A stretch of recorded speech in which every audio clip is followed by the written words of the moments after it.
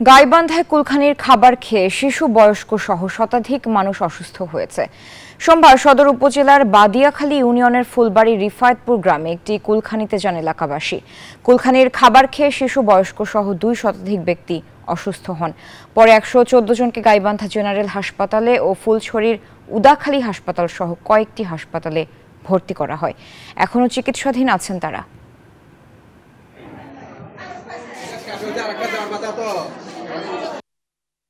মানুষের তরকারি দিকে তাকে খাইছে রাতে হচ্ছে আমার এই মাইয়াটা খালি বমি করে, তারপর বমি করতেই পারে মনে হয় বাতাসটা তো লাগছে, তারপর বমি করছে, বমি করার পর বন্ধ হচ্ছে, বমি করে সকালবেলা আবার পায়খানা হয়।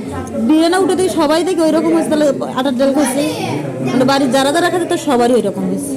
বোন একবারই তরকারি আমার বাড়িতে পাঠিয়ে দিয়েছিল, সেখান থেকে খাওয়ার পর আমাদের ফ্যামিলির 4 জন অসুস্থ হয়ে গেছে। খায়া আসিয়ে ও সারাদিন আর ছিল না, সকাল 7টার সময় খালি সারাদিন ছিল না। এই আজকে গিয়ে ঘটনা, আজকে গিয়ে খালি পেট বিষয়ে পাল্লা পায়খানা, পেট বিষয়ে পাল্লা পায়খানা।